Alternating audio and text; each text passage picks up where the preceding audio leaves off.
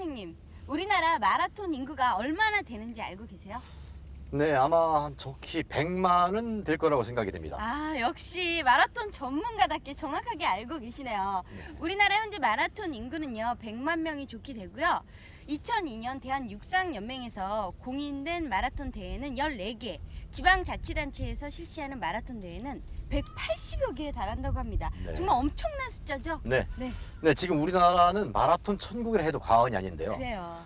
이런 마라톤 열풍에 의해서 네. 전국에서 크고 작은 대회가 무수히 만들어지고 있습니다. 지금 굵직한 대회만 보더라도 이제 마스터들에게 모두 문호를 개방해서 누구나 즐겁게 참여할 수 있거든요. 네. 그러니까 마라톤은 남녀노소 누구나 할 수 있는 그런 매력 있는 운동이라고 보면 되겠죠. 한 가지 더 바람이 있다면요. 앞으로 많은 훌륭한 마라토너들이 배출돼서요. 우리나라 마라톤계의 맥을 이어줬으면 하는 바람이 듭니다. 그런 의미에서 우리 또 윤 선생님의 어깨가 네. 무거우시겠어요. 네, 요즘 전국에서 마라톤 인구가 지금 폭발적으로 증가하고 있는데 네. 엘리트 선수들은 몇몇 선수를 제외하고는 이렇다 할 지금 성적을 내지 못하고 있거든요. 관계자인 한 사람으로서 저도 국민들에게 매우 죄송스럽고 또 애석하게 생각을 합니다. 세계 무대에서 우뚝 선 마라토너가 될 수 있도록 저도 더 열심히 노력을 해야 되겠죠. 네. 알겠습니다. 기대할게요. 네. 자, 이제는 초급자를 위한 마라톤 훈련법으로 들어가 볼 텐데요. 초급자를 위한 마라톤 어떤 훈련부터 시작을 해야 할까요? 네, 주 운동을 시작하게 되네. 네. 우리가 빼놓을 수 없는 것이 준비 운동과 정리 운동이거든요. 네.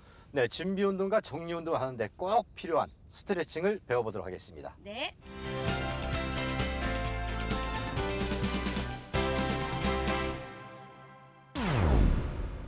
네, 스트레칭이란 근육과 관절 부분에 자극을 줌으로써 근육을 확장시키는 또 신전시키는 그런 운동을 말합니다. 네, 그렇군요. 사람이나 이렇게 동물도 자고 일어났을 때나 아니면 몸이 막 뻐근할 때 막 기지개를 키잖아요. 그렇죠. 그럴 때 정말 시원하거든요. 네, 시원해서 기쁘기까지 하죠. 그렇죠. 막 눈물 나죠. 네.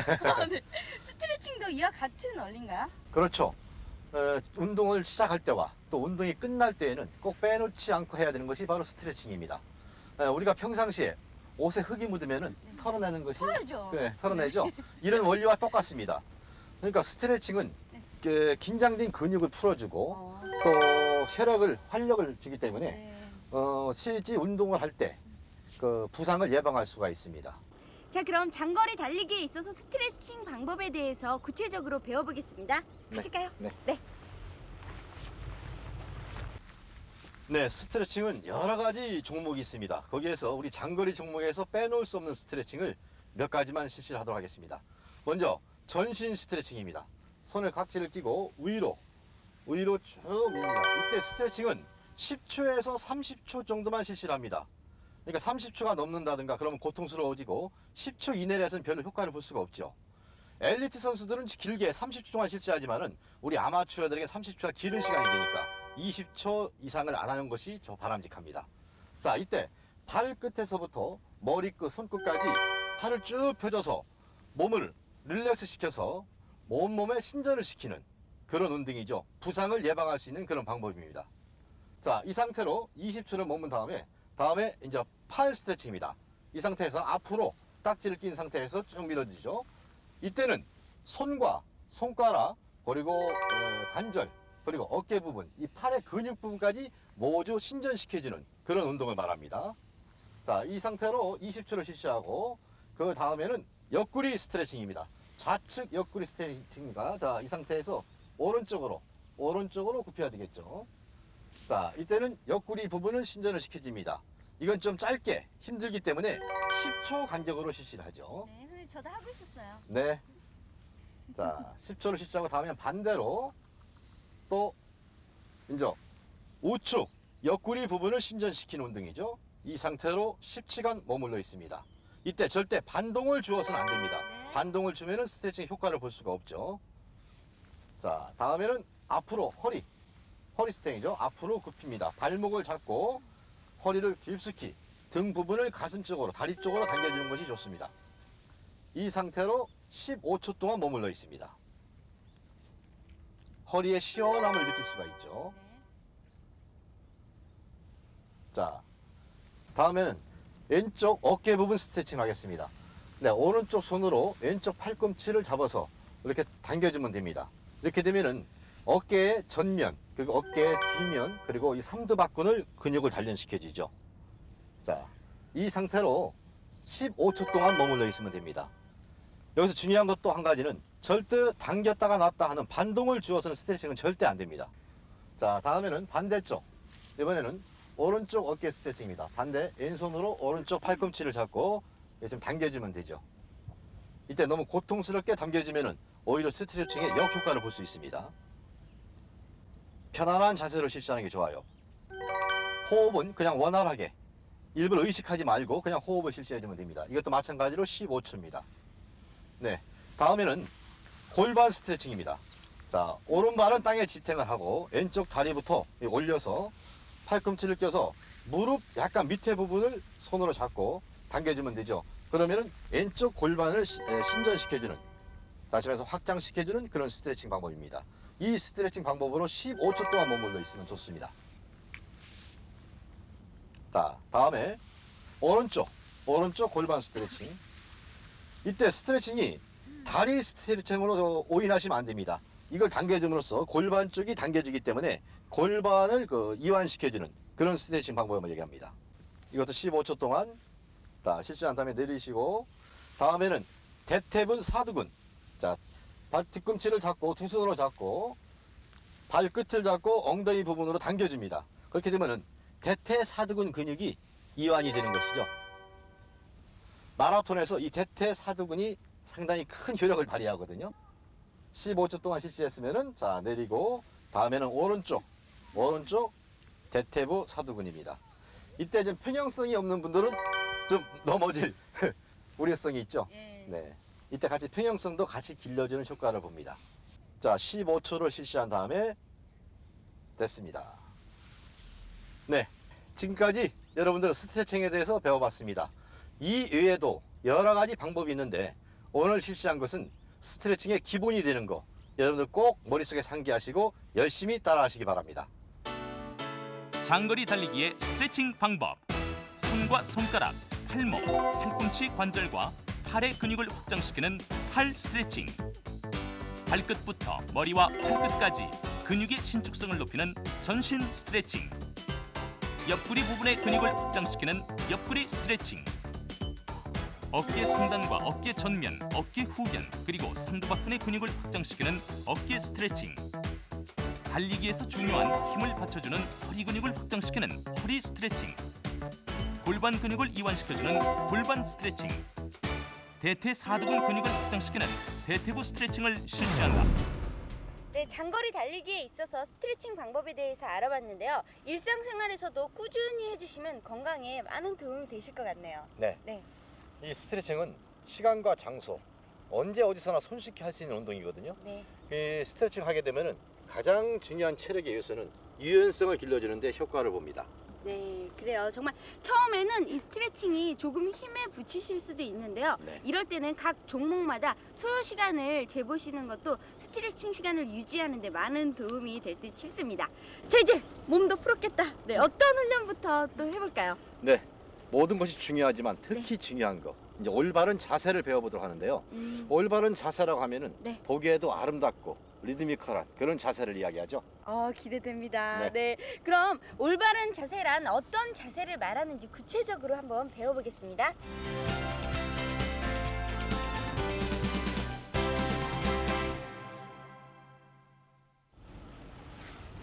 네, 올바른 자세란 우선 그 지면과 몸의 상체가 반듯하게 선 자세에서 약 6시 1분 전 자세로 약간 전방향으로 약간 앞으로만 숙여집니다.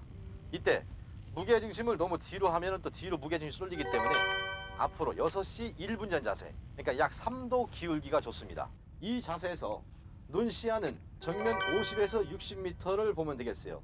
이때 너무 멀리 보게 되면 거리가 멀어지기 때문에 레이스 하는데 상당히 지장을 초래하거든요, 심리적으로. 그러니까 50에서 60m. 그때 레이스를 할 때, 실제 경기를 할 때에는 앞 선수가 많기 때문에 50에서 60m를 주시하기 어렵습니다. 이런 경우에는 앞 선수의 어깨선을 보고 달려주는 것이 바람직하죠. 자, 어깨에는 힘을 뺀 상태에서 손은 가볍게 계란을 쥔 듯해서 L자형으로 만듭니다. 이 상태에서 팔을 앞뒤로 짧게 가볍게 흔들어줘야 됩니다. 최소의 에너지 소비가 좋죠. 이때 특히 여성들은 트위스트식으로 옆으로 흔드는 방법이 있는데 이런 방법은 절대 바람직하지 못합니다. 트위스트식으로 옆으로 흔들게 되면 상체가 흔들리기 때문에 에너지가 많이 소비가 되죠. 자, 팔은 이 자세에서 다음에는 허리를 약간 딱 넣습니다. 이때 배꼽도 약간 위로 들어주면 더 좋죠. 배꼽을 너무 많이 들어주면 보폭이 커집니다. 이것은 중거리 달리기에서 필요하기 때문에 너무 배꼽을 많이 들어주는 것은 바람직하지 못하죠. 다음에 착지인데요. 착지는 뒤꿈치 부분도 착지해서 엄지발가락으로 킥을 해줘야 됩니다. 왜 엄지발가락으로 킥을 해주냐 하면은 엄지발가락으로 킥을 해주면은 다리가 일자가 됩니다. 팔자가 될 염려가 없죠. 네, 이런 상태가 바로 올바른 자세입니다. 자, 그럼 한번 시연자가 한번 달려보도록 하죠. 네, 제자리에서 한번 달려보세요. 네, 이때 팔을 지금 이렇게 흔드는데 팔을 가급적이면 짧게 딱딱 가볍게 흔들어 주세요. 네. 자, 시야는 정면 50에서 60m를 보고 달리는 게 좋죠. 턱을 너무 들게 되면 무게중심이 뒤로 흐르기 때문에 상체보다 다리가 벌써 앞에 나옵니다. 또 턱을 너무 숙이게 되면 무게중심이 또 뒤로 앞으로 흐르기 때문에 무릎이나 경불 부위에 부상을 입을 수가 있거든요. 그리고 또 다리가 뒤로 빠질 수가 있습니다. 그래서 턱은 약간만 당겨주는 자세로 달리는 것이 바람직한 자세죠. 달리기의 올바른 자세. 첫째, 몸은 고추 세우고 턱은 정면을 바라본다. 둘째, 킥은 엄지발가락으로 하고 착지할 때는 발 뒤꿈치부터. 셋째, 다리는 절대 팔자가 되지 않도록 한다. 자, 이제 달리기의 올바른 자세까지 배워봤으니까 이제 달리기의 방법에 대해서 배워볼 텐데요. 그 전에 궁금한 게 있어요. 네. 달리기를 처음 시작할 때요. 어느 정도 간격으로 해야 하나요? 뭐 매일 달려야 되나요? 네, 체육 생리학에서 운동을 빈도, 강도, 시간, 형태로 나뉘거든요. 네. 그러니까 운동을 하는데 오늘 운동하고 내일은 쉬어도 되는데 모레까지 쉬면은 오늘 운동한 효과를 볼 수 없다고 하죠. 그러니까 운동을 시작하고 48시간을 넘겨서는 안 됩니다. 네. 그러다 보니까 일주일에 3회에서 4회 정도는 꼭 실시를 해야 되고요. 네. 운동의 강도에 있어서는 초보자 같은 경우에는 60%를 넘지 않는 것이 그게 바람직한 방법입니다. 60% 최대 심박수를 말씀하시는 것 같은데요. 네. 60%라고 하면 어느 정도 선을 말씀하시는 거예요? 네, 개인 차이는 있습니다만은 숨은 좀 가쁘지만은 옆 사람과 가볍게 이야기할 수 있는 정도, 네. 그 정도 수준을 이야기하죠. 네, 오래 달리기를 하면요 체지방도 많이 빠진다고 하는데요. 일주일 간격으로 규칙적으로 3회씩 운동을 한다고 봤을 때요. 운동 효과는 어느 정도부터 볼 수가 있나요? 네, 그렇게 계획적으로 꾸준히 실시한다면은 운동의 효과면에 있어서는 8주에서 12주 정도, 네, 그 정도를 실시하면 운동의 효과를 볼 수가 있습니다. 그렇군요. 그럼 이제부터요 12주 훈련 방법에 대해서 알아보겠습니다.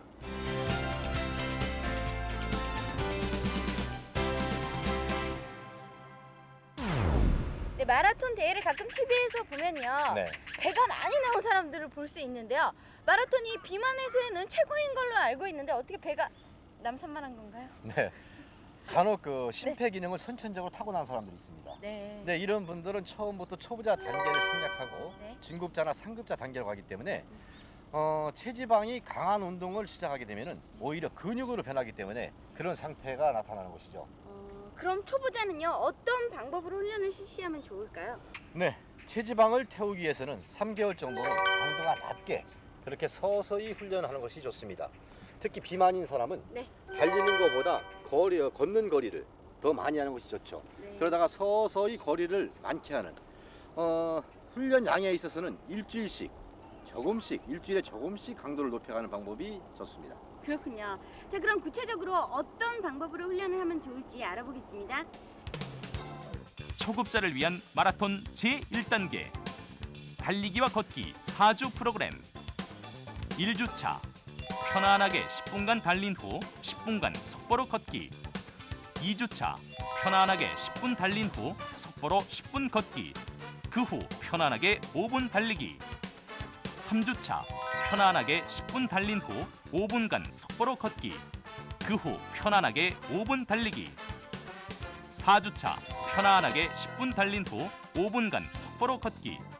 그 후 편안하게 10분 달리기를 실시한다. 초급자의 경우 처음부터 빠르고 강한 훈련보다는 체지방을 태우는 강도 낮은 훈련을 실시하는 것이 좋다. 이때 비만인 사람은 달리는 거리보다 걷는 거리를 더 늘리는 것이 효과적.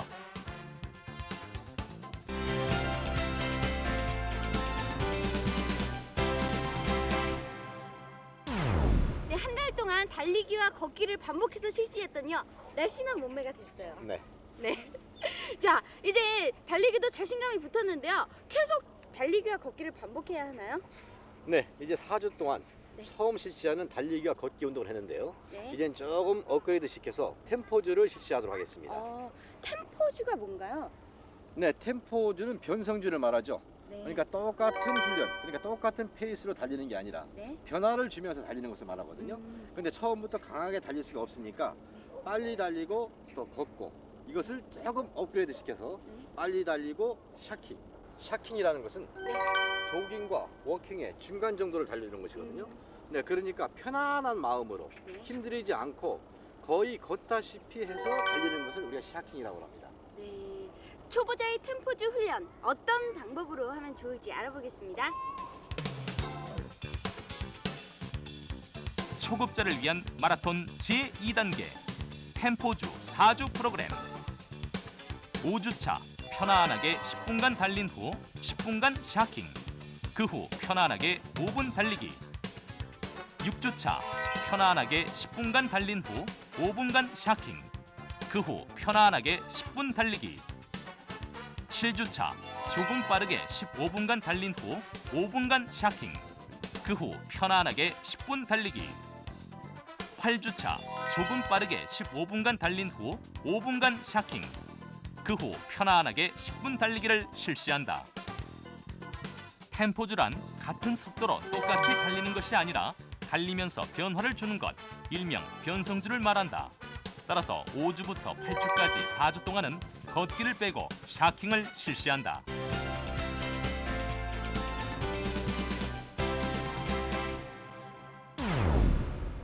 자, 이제 걷지 않고 30분가량 달릴 수 있게 됐는데요. 다음 12주까지에는 어떤 훈련이 필요할까요? 네, 지금 1단계로 네. 달리기와 걷기를 했고요. 또 달리기와 샤킹을 했는데 네. 이제는 조깅, 그냥 조깅으로 이어지는 훈련이 필요합니다.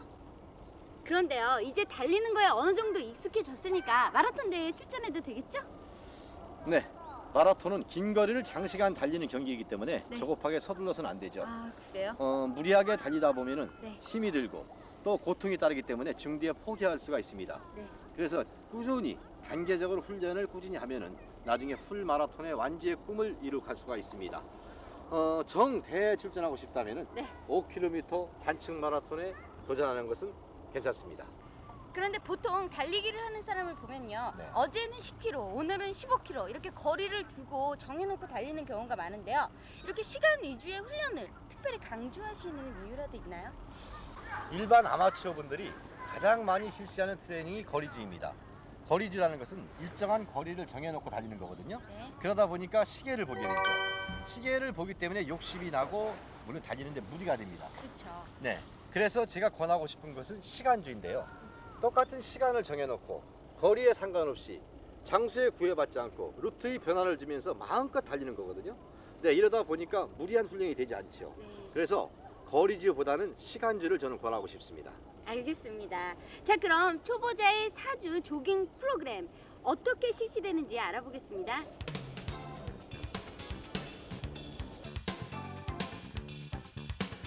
초급자를 위한 마라톤 제3단계 조깅 4주 프로그램. 9주차 조깅 페이스로 15분간 달린 후 편안하게 10분 달리기. 10주차 20분간 조깅 후 편안하게 10분 달리기. 11주차 30분간 조깅을 실시한다. 12주차 30분에서 40분간 조깅을 실시한다. 평상시 훈련에 있어서는 거리주보다는 시간주 위주로 훈련하자. 거리를 정해놓으면 기록을 의식하게 되므로 무리가 될 수 있다. 그러나 시간을 정해놓고 달리면 기록을 의식하지 않고 달릴 수 있어 훈련에 무리가 되지 않는다. 초급자를 위한 마라톤 각 단계별 훈련법. 제1단계 달리기와 걷기. 초급자의 경우 처음 3개월간은 체지방을 태우는 강도 낮은 훈련을 실시한다. 비만인 사람은 걷기를 늘리는 것이 좋다. 제2단계 템포주. 템포주란 달리면서 변화를 주는 것을 말한다. 따라서 걷기를 빼고 조깅과 워킹의 중간 속도로 샤킹을 실시한다. 제3단계 조깅. 마지막 4주 동안은 조깅을 실시한다. 그리고 평상시 훈련 방법으로는 거리주보다는 시간주를 선택하자. 그래야 기록을 의식하지 않고 달릴 수 있다. 네, 이제 초보자 훈련 프로그램을 모두 마쳤으니까요. 대회에 출전해도 되지 않을까요? 뭐 하프 마라톤도 거뜬히 뛸 수 있을 것 같은데 몇 킬로미터를 신청하면 좋을까요? 네, 마라톤은 단계적으로 네. 도전하는 것이 이상적입니다. 아... 자신의 레벨보다도 네. 높게 목표를 두고 도전하게 되면은 네. 아무래도 레이스가 고통스럽고 힘들어지기 때문에 12주 완성 프로그램으로는 10km 단층 마라톤에 도전하는 것이 바람직합니다. 네, 알겠습니다. 여러분, 마라톤은 꾸준한 인내심을 필요로 한다는 점 기억하시고요. 절대로 욕심을 내서는 안 된다는 점 잊지 마세요. 본격적인 마라톤 레슨 프로그램 윤여춘의 액티브 마라톤 교실 첫 시간은 여기까지고요. 다음 시간에 저희는 더욱 알찬 정보로 찾아뵙겠습니다. 여러분, 안녕히 계세요.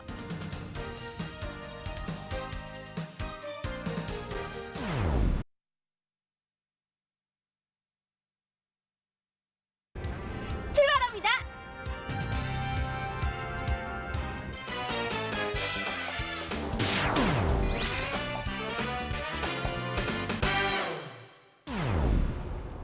네, 윤 선생님, 마라톤은 육체적인 변화뿐만 아니라 정신적으로도 굉장한 만족감을 준다면서요? 네, 네, 특히 어떤 사람들은 마라톤은 마약과도 같다는 그런 엄청난 말을 하시더라고요. 네. 네, 마라톤 중독이라는 표현도 쓰는데요. 네.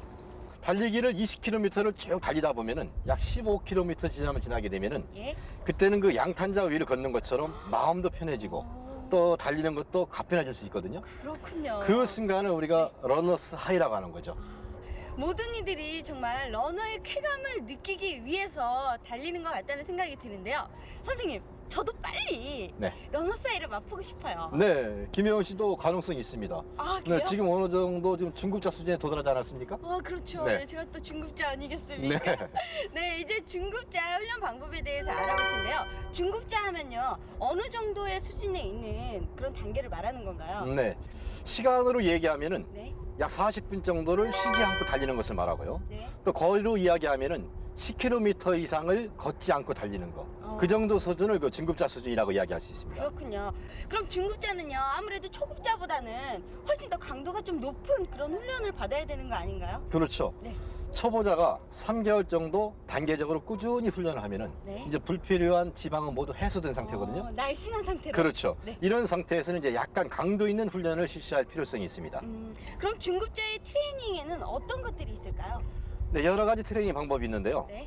거기서 꼭 빼놓을 수 없는 트레이닝이 인터벌 트레이닝을 꼽을 수가 있고요. 네. 그리고 스피드 훈련, 예. 파트랙, 예. 그리고 기초 트레이닝을 할 수 있는 서킷 트레이닝을 들 수가 있습니다. 네. 초급자에서도 받은 훈련들이 중급자에도 이렇게 추가가 되는 거를 볼 수가 있네요. 조금 네. 더 강도가 높아진다고 생각하시면 될 것 같은데, 자, 그럼 구체적으로 하나하나씩 알아보도록 하겠습니다.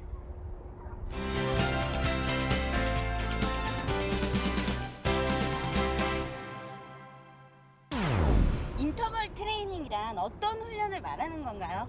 네, 인터벌 트레이닝이라는 것은 네. 빨리 달리고 천천히 달리고를 반복 트레이닝을 해서 네. 심폐 기능을 강화시켜주는 효과를 볼 수 있는 트레이닝입니다.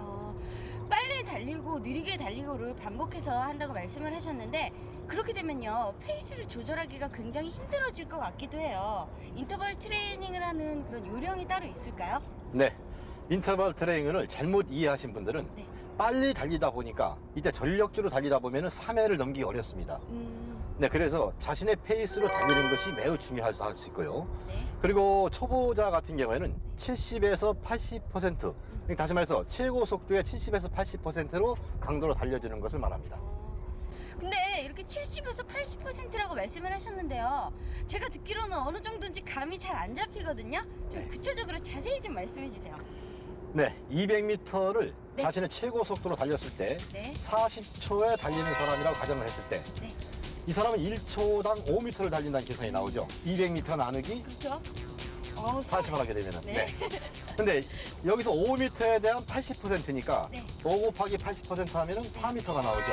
그렇죠. 그래서 80%는 200m에다가 4m를 나누게 되면은 50초가 나옵니다. 예. 네, 그래서 200m를 최고 속도가 40초인 사람이 80%의 강도로 달린다는 것은 50초로 달리는 페이스를 이야기합니다. 암산이 빠르신 분들이 좀 이해가 되실 것 같은데 저는 이해가 됐어요. 네. 네. 자, 그럼 말씀하신 대로 200m를 50초 안에 달린다는 그런 말씀을 해주셨는데 제 생각으로는 200m를 50초 안에 달리게 되면요 너무 힘이 들 것 같기도 하고요. 네. 또 처음에는 빨리 달리다가요 3회나 4회 때쯤 돼서 힘에 너무 붙여서요 중도에 포기하시는 분들이 계실 것 같기도 해요. 그런 분들이 실제로 있으신가요? 네. 좋은 지적을 해주셨습니다. 네. 네. 사실 그 달리는 방법을 이해를 못해서 초반에 50초로 달리라고 하는데 초반에는 사실 여유가 많거든요. 네. 그러다 그렇죠. 보니까 빠르게 달립니다. 그러다 보면은 자신이 목표했던 완주를 하지 못하고 3회나 4회에서 포기하는 경우가 많이 무리가 있습니다. 가서요. 그렇죠. 네. 처음에는 좀 여유가 있더라도 50초로 CC에서 자꾸 이제 반복 훈련하다 보면은 네. 몸에 젖산이 축적이 돼서 자꾸 힘들어지거든요. 그죠? 이걸 대응해서 바로 훈련하는 방법이 바로 심폐 기능을 강화시키는 인터벌 트레이닝입니다. 네, 그렇군요. 그럼요, 느리게 달리는 것도 속도를 계산해야 되나요? 네. 엘리트 선수들 같은 경우는 느리게 달리는 조깅도 타임을 정해놓고 달리는데 네. 아마추어 분들에게는 좀 무리가 되죠. 네. 그 아마추어 분들은 이 원래